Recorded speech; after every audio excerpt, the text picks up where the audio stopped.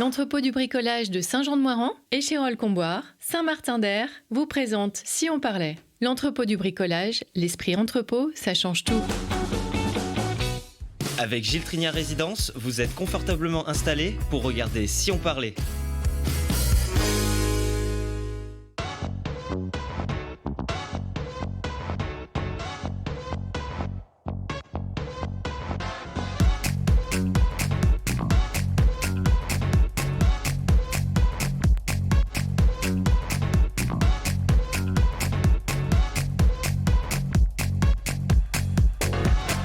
Allez, bonjour à tous, bienvenue dans Si on parlait, l'émission qui vous donne la parole chaque jour pour savoir ce qui se passe près de chez nous. Et aujourd'hui, on va parler du retour en piste d'un événement emblématique, les 3 jours cyclistes de Grenoble. On va célébrer également la sortie du premier album du groupe isérois Picky Bunches et partir au pas de course sur les chemins des 4 massifs grenoblois à l'occasion des 10 ans de l'UT4M. Et pour parler de ces sujets, j'ai à mes côtés Samuel Chaffange et Cindy Ladakis. Bonjour, bienvenue à tous les deux. Merci. Bonjour. Membre de Picky Bunches qui sort son premier album. Je l'ai là, vous l'avez même sorti physiquement, c'est bien. On en parlera au cours de cette émission. En face de vous, Sébastien Carrier. Bonjour Sébastien. Bonjour. Créateur de l'UT4M, l'Ultra Tour des 4 massifs. C'était il y a 10 ans, en 2013. Ce sera une forme d'anniversaire qu'on va célébrer dans cette émission. Il vous manque encore quelques éditions, Sébastien, pour faire aussi bien Guy Chanal. Bonjour Guy Chanal, organisateur des 3 jours cyclistes de Grenoble, un événement emblématique de notre territoire qui revient en piste en octobre prochain, après presque 10 ans d'absence, en version un petit peu plus courte que les 6 jours cyclistes qui ont été à l'origine de cet événement.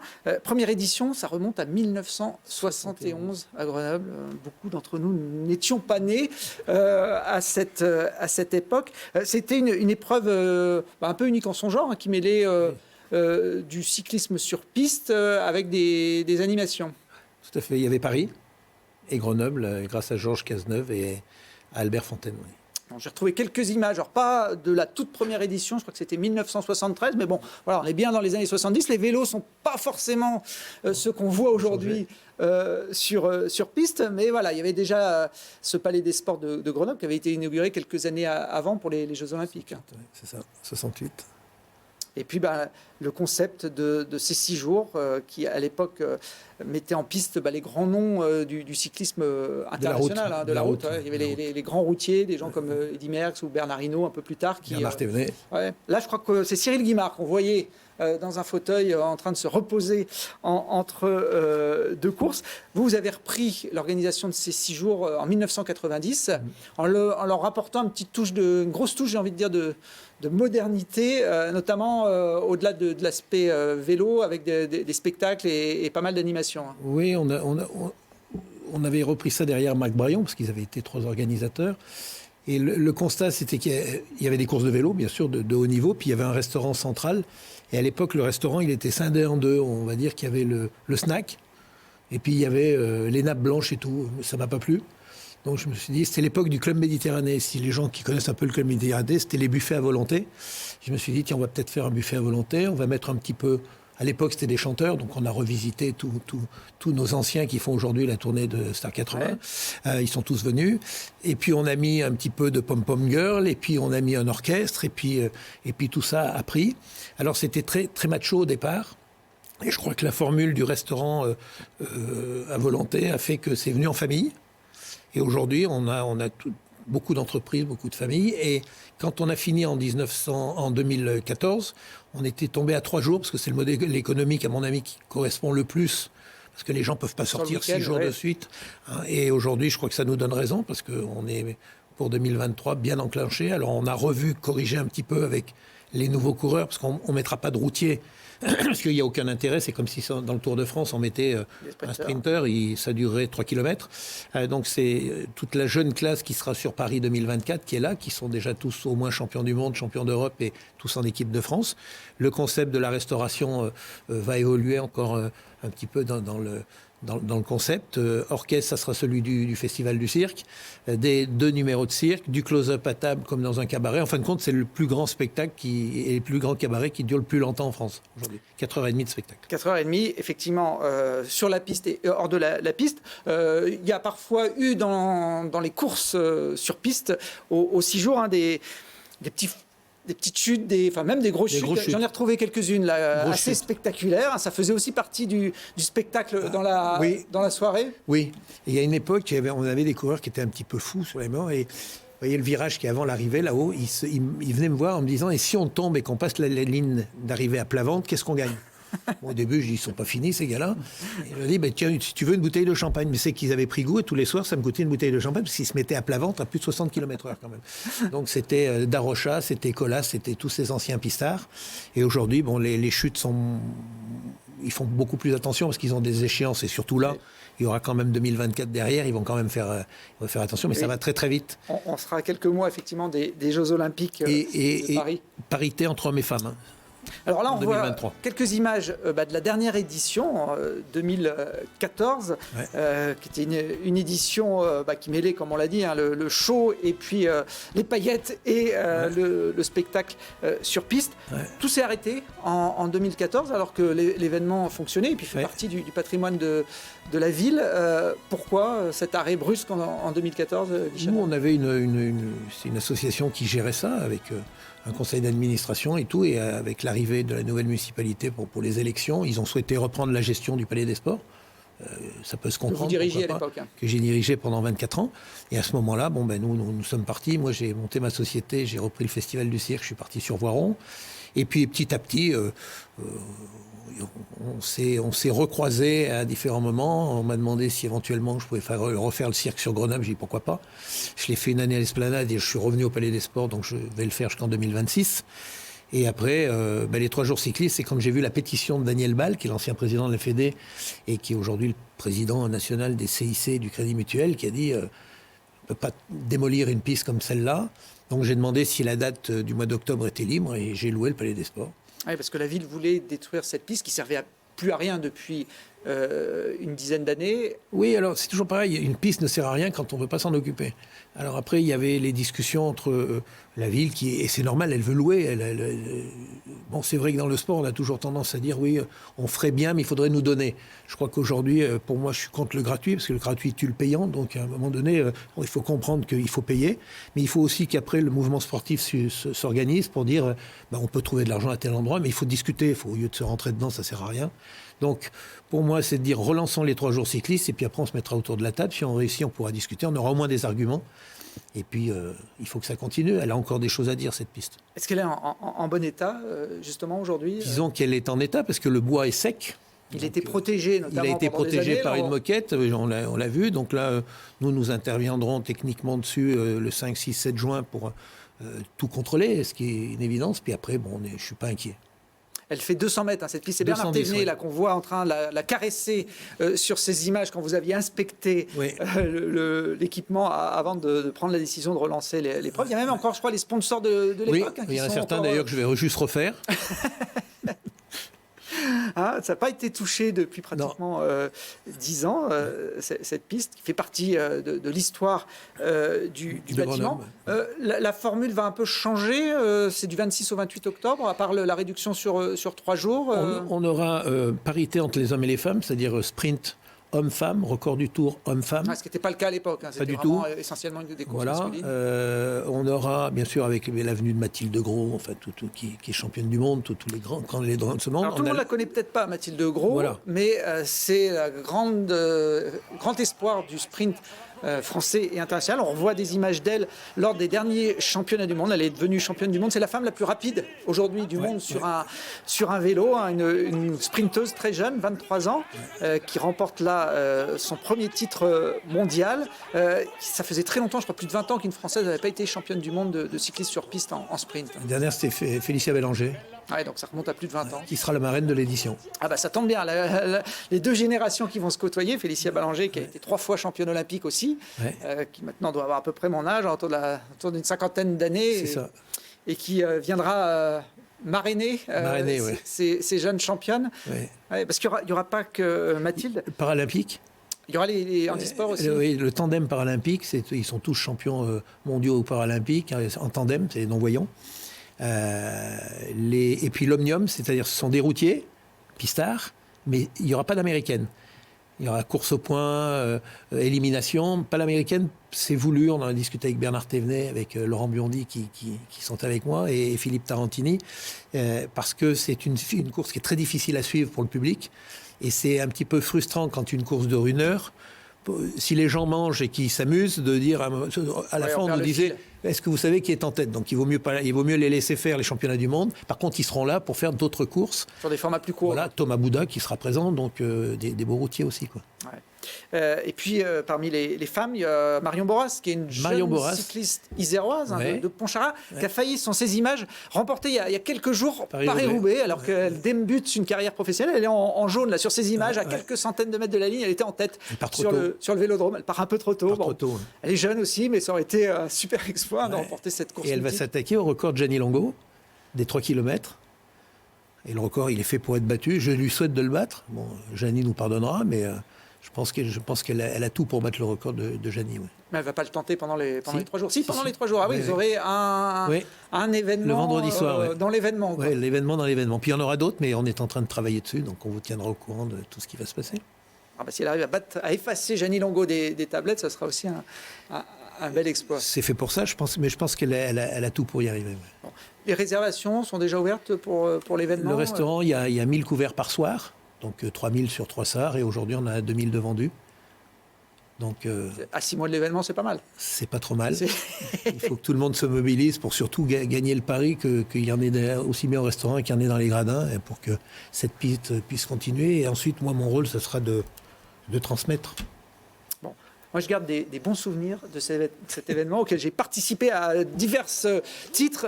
J'ai retrouvé cette petite image. Là, c'était l'une des premières émissions de Télé Grenoble qu'on avait fait au sein des 6 jours. Alors, c'est pas les cyclistes, là. Ce sont plutôt les danseuses qui animaient les bunnies de l'époque. Qui animaient les soirées, qui étaient venues envahir notre plateau. À l'époque, on était en direct dans les coulisses des 6 jours cyclistes. Et puis, je fais un petit clin d'œil aussi. C'est toute une époque à cette Speed Gazette. Guy, ça forcément, ça doit vous évoquer quelque chose. Ah oui, ça c'est sûr. Hein? Thibaut travaillait toute la nuit. On faisait ça la nuit, après l'événement, et puis c'était diffusé le lendemain aux spectateurs qui revenaient ou qui venaient voir la soirée suivante. Et 6 jours, effectivement, c'était un peu long. Ceux qui feront la Speed Gazette cette année, 3 jours, ils devraient s'en sortir assez facilement. Merci, on croise les doigts en tout cas pour merci beaucoup. L'événement reparte pour une nouvelle épopée. Le circuit dont on va parler maintenant est un petit peu plus long que les 200 mètres de la piste du Palais des Sports. Ça pourrait aussi devenir un événement mythique de notre ville.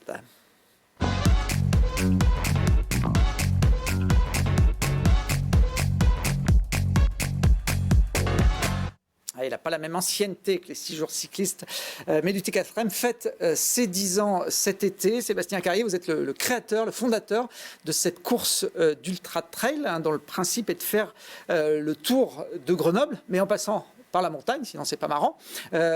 10 ans, vous savez combien de kilomètres ont été parcourus par l'ensemble des participants depuis 2013, date de la première édition. Est-ce que ça se calcule, ça, quand on est le créateur d'une épreuve comme celle-là? Ça pourrait se calculer. Alors là, c'est une colle. Non, j'ai pas fait le calcul, mais il va falloir que je m'y plonge. J'ai pas la réponse non plus, mais bon, on sait que l'UT4M, pour la course la plus longue, c'est 173 km à parcourir.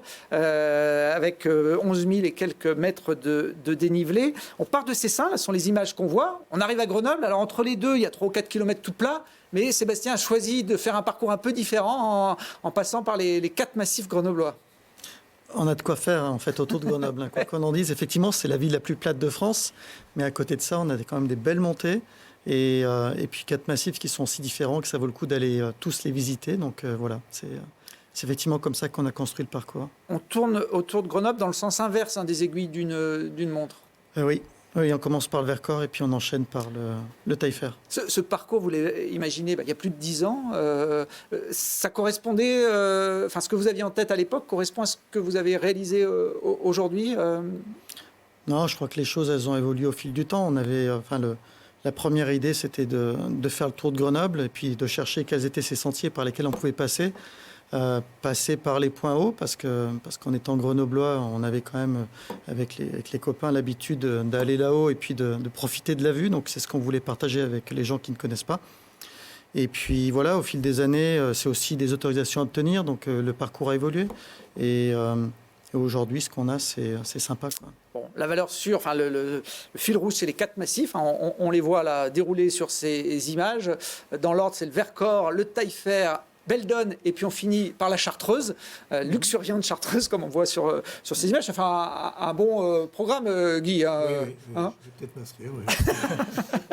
Ah ben c'est ouvert à tout le monde, l'UT4M. Peut-être pas la version extrême dont on parle là, sur 173 km, Sébastien, mais il y a des courses adaptées à tous les profils. Hein. Il y en a pour tous les goûts, oui. On a 12 courses différentes. Et La plus petite, c'est quoi? c'est un peu moins de 20 km. C'est une course. C'est une bonne question. Mais c'est une course de nuit sur un profil plutôt descendant, donc elle plaît bien, celle-ci. Ah, ça peut aller, ça. Ouais. Entre le Sapé et Au frais. Grenoble. D'ailleurs, quand on part sur des distances aussi longues, Guy Chanal plaisantait sur le nombre de jours, mais c'est pas tant une plaisanterie que ça, puisque ceux qui partent sur 100 km ou 170 km sont quasiment sûrs de passer au moins une nuit en montagne. Alors jusqu'à présent, oui, il y a une nuit en montagne, c'était le cas de tous les participants. On n'en a aucun qui a fait moins de 24 heures. Certains passent même 2 nuits. Courir en montagne, ça change un peu la donne de ce qu'on a l'habitude de faire, même pour l'organisateur. Il ne faut pas perdre les coureurs dans la nuit iséroise. Oui, on les suit régulièrement tout le long du parcours. On a des points de contrôle qui sont répartis régulièrement. Et puis bon, quand même, ils sont pas très loin de Grenoble. On la voit régulièrement, cette ville, illuminée de nuit ou en plein jour. Donc, on reste... En fait, c'est un peu la chance de l'UT4M, puisqu'on est à la fois dans un environnement très citadin, on a une grande agglomération, ce qui en fait une particularité par rapport à l'ensemble des autres courses d'ultra-trail qui existent. Mais en même temps, on va dans les montagnes, on va dans des single tracks, on est sur des lignes de crête, on passe par des sommets, on en prend plein la vue. Donc... Et même la nuit, les yeux. On le voyait sur les images de nuit, les coureurs qui sortaient leur appareil photo pour faire des images de Grenoble à leurs pieds. Pour parler du temps de course, on disait 24 heures minimum pour les meilleurs. Est-ce qu'il y a une limite pour les derniers? J'imagine que ce n'est pas open bar pendant une semaine. Non, mais cette limite, cette année, on a choisi de l'étendre. Parce qu'on a voulu rendre la course encore plus accessible. Vous savez qui va être au départ, donc... Exactement. Pour ça, donc du coup, vous aurez 59 heures. 59 heures. Ah oui. Donc oui, c'est un départ en fait vendredi matin, dorénavant 9h du matin. Et puis les derniers arriveront le dimanche 19h. Si j'ai bien compté, ça fait 59. Alors ceux qui vont courir pratiquement 3 jours, enfin du vendredi au dimanche soir, comment ils s'organisent pour la nuit par exemple? Ils s'arrêtent tout le long du parcours. Donc là, on parle des coureurs de la course phare, ouais. 173 km. Et donc, ceux-là ont accès à des bases vie. Il y en a 3 sur le parcours avant de revenir sur Grenoble. Donc, en fait, ils peuvent choisir finalement à quel moment ils vont passer un peu de temps pour se reposer. Enfin, déjà pour se ravitailler, s'alimenter. Et puis, éventuellement, se coucher. Et en fait, on achemine pour eux. Exactement. Enfin... Il y a des barrières horaires régulièrement quand même tout le long du parcours parce qu'effectivement, on pourrait difficilement rester trop longtemps sur l'ensemble du parcours. Donc la première partie, ils ont des barrières horaires. Et puis ensuite, ces barrières horaires, elles laissent de plus en plus de temps pour terminer à l'arrivée. Alors, il y en a qui passent encore plus de temps que les 59 heures des coureurs. Ce sont les bénévoles qui doivent être là avant et après la course pour faire en sorte que ça se passe bien. C'est d'ailleurs la clé de la réussite et j'imagine de la complexité à organiser un événement comme ça, d'avoir assez de monde sur le terrain. 173 km, je disais, par rapport au Palais des Sports où tout est concentré autour d'une piste de 200 mètres, ça change un peu les paramètres. Oui, effectivement, c'est 173 km, c'est une chose, mais c'est également 4 jours de course, c'est même 5 jours d'accueil des coureurs, c'est une dizaine de jours de logistique finalement. Donc dans toutes ces étapes-là, il y a besoin de plein de gens. Combien il faut de bénévoles pour gérer un événement comme celui-là? Idéalement, c'est 800 bénévoles. Après, on s'organise en fait en fonction du nombre de bénévoles. C'est difficile d'estimer parce que ça dépend aussi du temps que chacun va pouvoir y consacrer. On peut réorganiser les choses. Il y a tout un tas de missions aussi qui sont accessibles et qu'il faut tenir.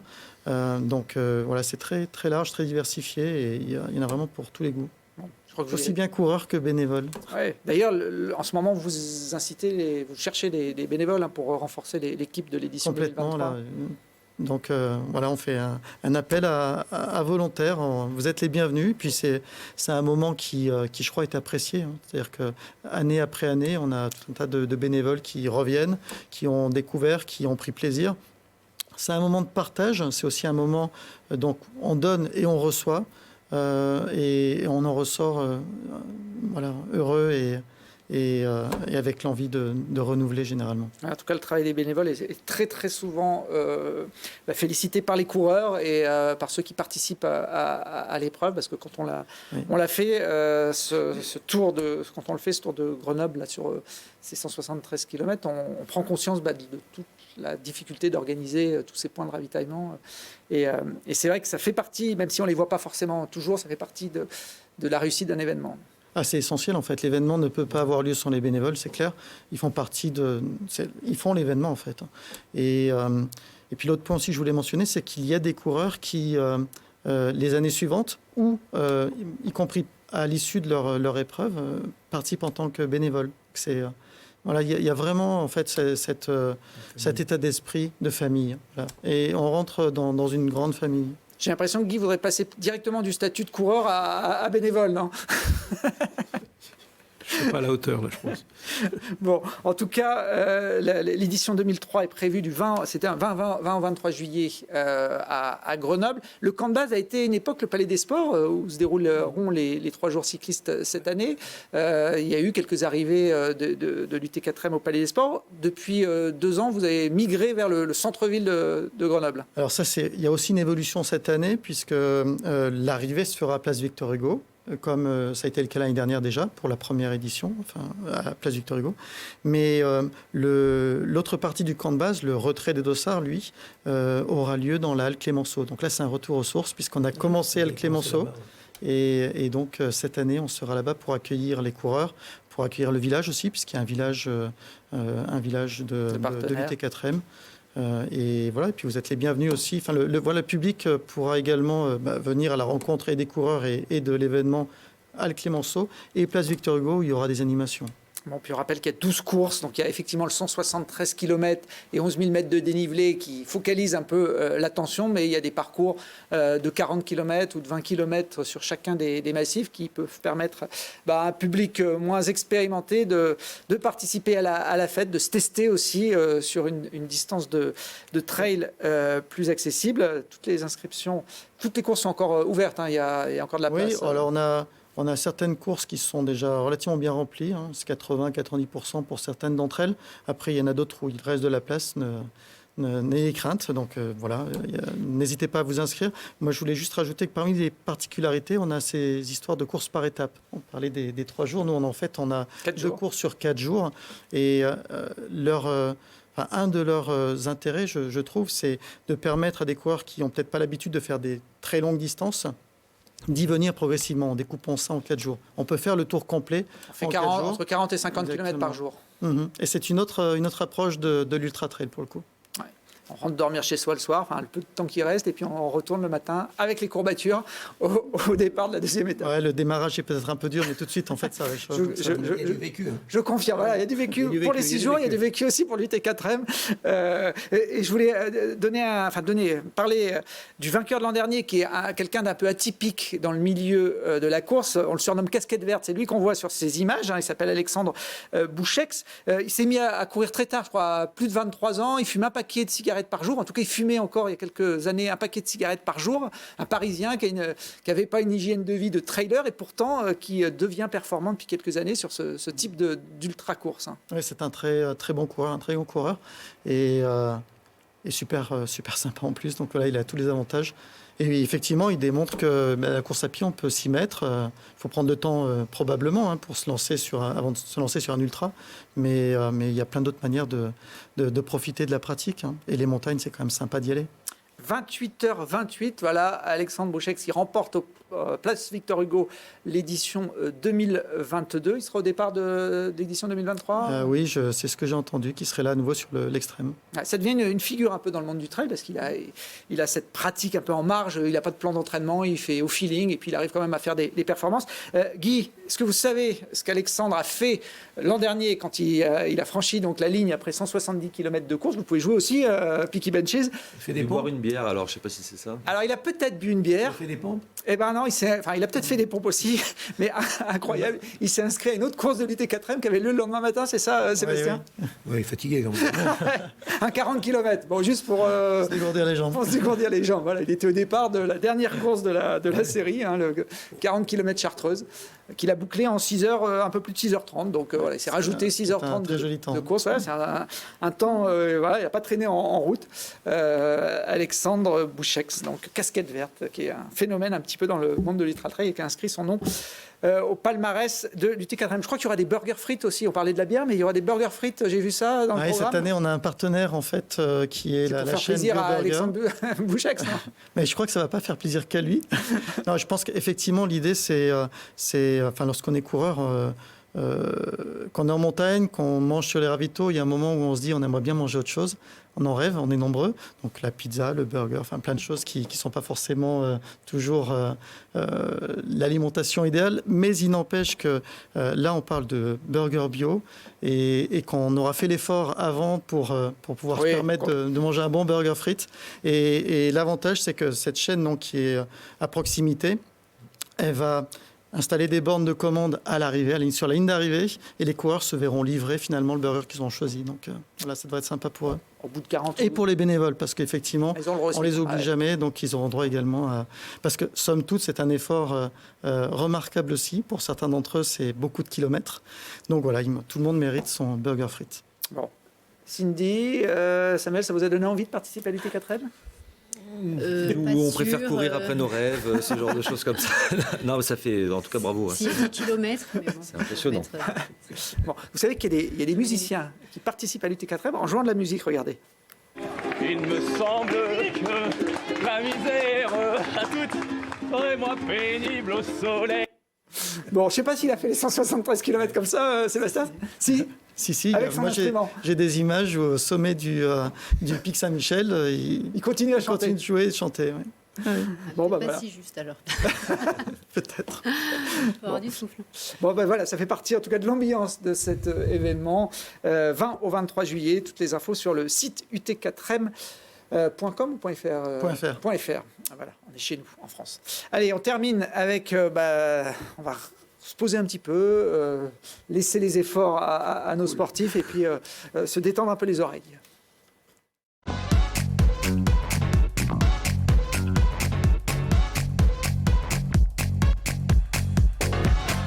Et chapeau l'artiste ou les artistes, puisqu'ils sont deux aujourd'hui à représenter le groupe Peaky Benches, Cindy Ladakis et Samuel Chaffange. Alors, je me suis renseigné parce que je connais bien les 6 jours, bien l'UT4M, parce que c'est moins Peaky Benches. Je suis déjà allé voir ce que voulait dire Banshees. Alors, j'ai vu que c'était une créature féminine surnaturelle de la mythologie celtique irlandaise. Je ne sais pas si j'ai juste dans ma définition, considérée comme une messagère de l'autre monde. Voilà. C'est vous, Cindy ? C'est plus Samuel qui pourrait expliquer l'origine du nom. C'est bien de laisser le mystère un peu planer, voilà. Mais effectivement, oui, c'est tout à fait la bonne définition. C'est elle là sur la pochette ? C'est une des représentations, voilà. Ouais, tout à fait. On va dire que c'est la représentation de la femme d'aujourd'hui, de la femme d'avant. On est beaucoup influencé aussi par les histoires que peuvent être véhiculées par cette mythologie, etc. Voilà, je ne sais pas trop quoi dire de plus. Hein. C'est plus un côté mystérieux qu'on aime entretenir. J'ai levé le voile en allant sur Wikipédia. Ouais, je m'excuse. Non, mais en tout cas, la définition, elle est bonne. Elle est bonne. Ouais. Bon, votre musique, elle sort un peu des standards du moment, que ce soit l'électro ou le rap, qui cartonnent dans les concerts auprès du public friand de ce type de musique. Vous développez un univers assez atypique aussi, en tout cas qu'on n'a pas forcément l'habitude d'entendre sur nos ondes ici en France, Samuel. Ouais, en tout cas, on a à cœur de défendre une musique organique, c'est-à-dire qui est jouée entièrement par des vrais musiciens, des vrais instruments sur scène. On aime beaucoup tout le répertoire folk américain, des songwriters, de tout cet univers-là, et on essaye en toute modestie de remettre ça un peu au goût du jour et à notre sauce. Donc effectivement, c'est pas ce qu'il y a le plus le vent en poupe en ce moment, mais en tout cas, on a toujours les mêmes réactions à la fin des concerts et ça encourage à continuer là-dedans, quoi. Allez, vous tracez votre route, le groupe existe depuis 7 ans. Vous étiez d'ailleurs venu, Cindy, dans cette émission en 2018. Oui. Là, on est dans les images d'archives. Regardez, vous n'avez pas changé, là. Voilà. Hein? Oui, j'avais fait un brushing. Samuel, lui, n'a pas fait de brushing. Hein. Non. Mais j'ai toujours la même coiffure. Alors, à l'époque, vous annonciez la sortie de l'album pour l'année suivante, donc 2019. Il est là, l'album, il vient juste de sortir. Ça a pris un peu plus de temps que prévu, ou il y en a eu un autre entre-temps? Mais c'était un EP au final. Des petites nuances entre un EP et un album. Ça dure moins longtemps, il y a moins de chansons titres. qui comptent. Voilà, il y a moins de titres. Exactement. Mais oui, on a sorti un EP en 2019 et dont on était très fiers, mais celui-ci, on en est encore plus fiers. C'est un vrai album, notre premier album. Et la gestation a été un peu longue, mais l'accouchement s'est bien passé. Let's Get Higher, allons plus haut, c'est le titre de cet album. Vous avez d'ailleurs choisi de le sortir en vrai CD, pas uniquement une version numérique comme ça se fait de plus en plus maintenant quand un groupe sort un album. Non, il est distribué à la sortie de nos concerts de main à la main, mais aussi dans toutes les FNAC, les Cultura, avec Inouï Distribution qui distribue ça dans toute la France. Donc voilà. Et on écoute un petit extrait de ce premier album.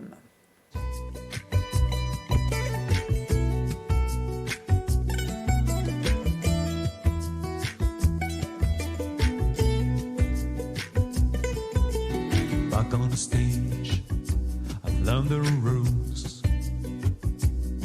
I know how to play the fool. I give them what they want. Think loud, lost himself to reach the moon. Is it better? Is it worse? Just dead horse, is it better, is it worse? I'm just beating.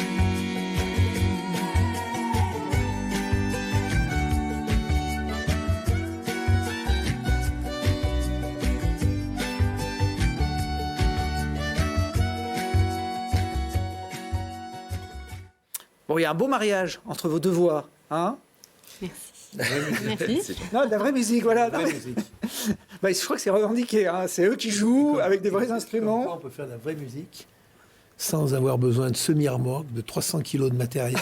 Et là, il y a de la vraie musique. Continuez, hein. Lâchez pas. Merci beaucoup. Merci. Bon, en tout cas, effectivement, il y a une belle harmonie. C'est Samuel qui écrit et qui compose l'essentiel des... En général, j'amène le squelette et puis après, tous les musiciens qui gravitent autour du projet habillent tout ça et chacun met sa patte. C'est important aussi quand même. Toujours en anglais, il n'y a pas de tentation d'écrire en français? Pour ce projet-là, oui, toujours en anglais, parce que c'est après, au bout d'un moment, c'est important aussi de rester cohérent au niveau de ce qu'on propose pour la lisibilité de manière générale. C'est pas exclu qu'il y ait d'autres projets à l'avenir, peut-être en français aussi. Voilà. Bon. Cindy, est-ce que vous avez votre mot à dire sur la composition, sur les arrangements, etc.? Oui, oui, j'ai mon mot à dire, oui.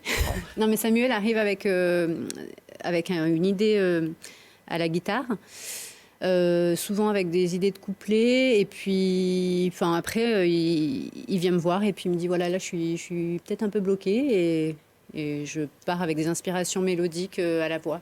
Moi, c'est plus...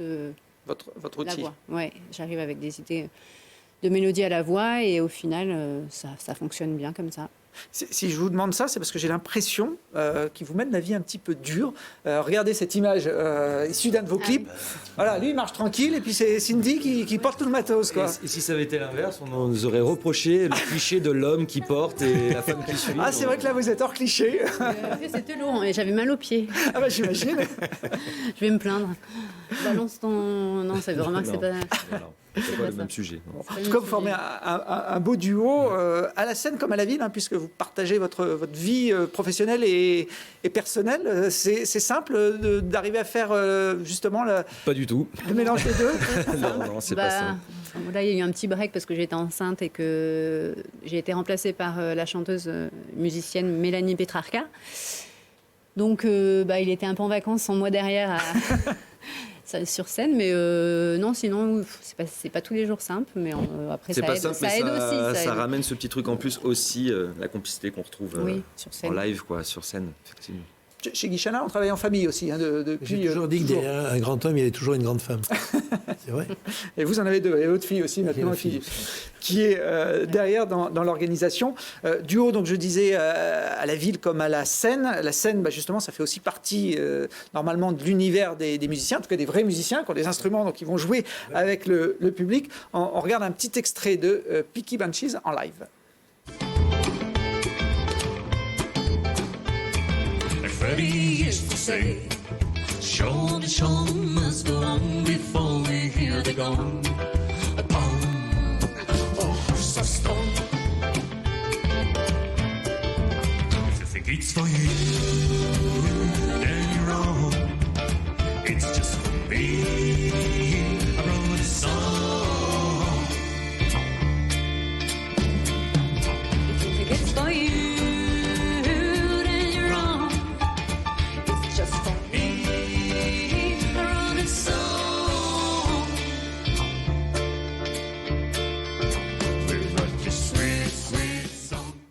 Voilà, vous pouvez retrouver le concert en intégralité sur le site internet de Télé Grenoble en replay, puisque on avait capté ce concert un peu particulier, Samuel. C'était pendant le Covid, il n'y avait aucun spectateur dans la salle. C'était à l'Iliade de Céciné Parisé. Donc c'était un live en streaming, donc les gens étaient à l'époque derrière leur ordinateur, ça marchait plutôt bien, mais pour nous, c'est vrai qu'il manquait un peu de chaleur humaine. Ouais, surtout pour le type de musique que vous faites, d'être dans une salle vide. Alors ça se voit pas trop sur les images, parce que les caméras étaient tournées vers la scène, mais en tout cas... On peut applaudir. Ah ben, on les applaudit, c'est pas... On a un petit public ce soir qui regarde l'émission, donc ça tombe bien. Et puis, c'est aussi pour ça qu'on avait envie de les mettre en avant. Peaky Bunchies avec ce nouvel album. Il y a une page Facebook où on retrouve toutes les infos concernant le groupe. Vous pouvez retrouver aussi le concert, je vous l'ai dit, sur télégrenoble.net. Il y a 3 autres musiciens qui font partie du groupe. On peut les citer. Aurélien Lebihan à la contrebasse, Laurent Nedja à la batterie, et puis David Elgali au clavier. Et c'est ça. C'est ça. Et puis là, pour finir l'émission, vous allez nous proposer une version un peu différente, à 3, avec la remplaçante qui n'est plus une remplaçante finalement, qui intègre un peu le trio. Oui, parce qu'elle a apporté pas mal de belles choses. Et puis, voilà, on n'a pas pris une copie conforme de Cindy Ladakis. On a pris une Mélanie Petrarca qui est très douée au violoncelle et à la voix, où du coup, elle ajoute pas mal de nouvelles harmonies. Et elle est de cet univers folk, bluegrass. Donc... du coup, on s'est dit, reste avec nous, et on a proposé une formule trio. Eh bien, elle va nous rejoindre Mélanie pour terminer cette émission en live. On la connaît bien sur Télé Grenoble, elle est déjà venue plusieurs fois avec d'autres casquettes, parce qu'elle joue dans pas mal de groupes isérois, donc elle connaît bien aussi le studio. Elle patiente là pour finir cette émission en live. Merci Guy, 26-28 octobre pour les 3 jours cyclistes, l'UT4M du 20 au 23 juillet à Grenoble. Mais il faut s'entraîner un peu avant, donc il faut déjà commencer à penser à s'inscrire. Bénévoles aussi. Et puis les bénévoles, voilà, si vous avez envie de participer, donner un peu de votre temps et vivre un grand moment, c'est un événement qui s'y prête très bien. Allez, Peaky Bunchies, on termine avec vous. Je crois que d'ailleurs le titre qu'on va écouter, c'est Banshee. Tout simplement.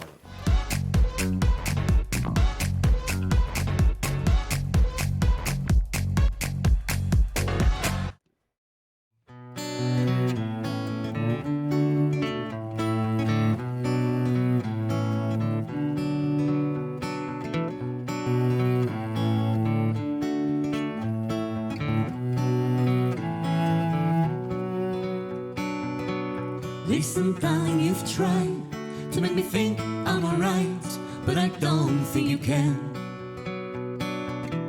You're so damn, so blind. Spend my days out of time, off my head from your mind. Need to make it concrete. Tell me that I won't repeat. You've been wasting my time. Make me wish a goodbye. Now the rose is too tight. I go outside where it's right.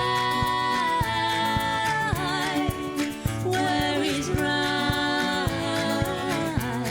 Outside where it's right. Where it's right. Hey man, love is not disease. You better run now than standing on your knees. You've been haunted by bed sheets, and look what you got. Indeed you didn't choose the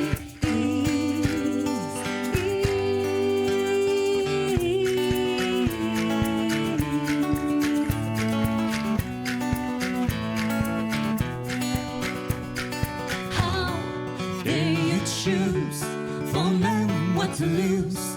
Have you ever thought to be trapped or cut? That it gets what I mean. All I feel is obscene. Need to make it concrete. Tell me that I won't repeat. You've been wasting my time. Make me wish a goodbye.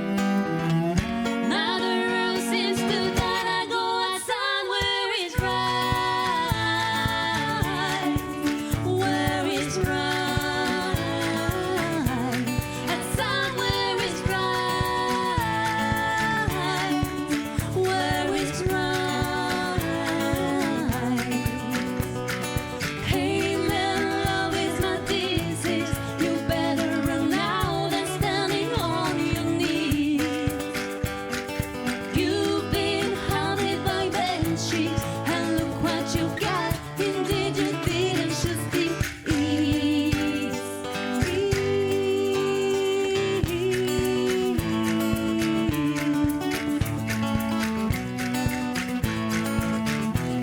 Outside where it's right.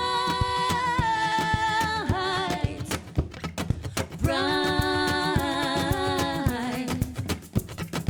Right. Right. Outside where it's right. Where it's right. Outside where it's right. Where it's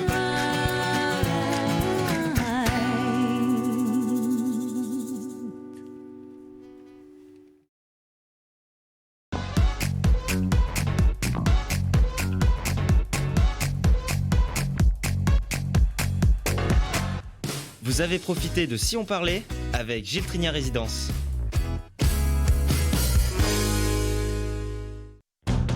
L'entrepôt du bricolage de Saint-Jean-de-Moiran, Échirolles-Comboires, Saint-Martin-d'Air vous a présenté Si on parlait. L'entrepôt du bricolage, l'esprit entrepôt, ça change tout.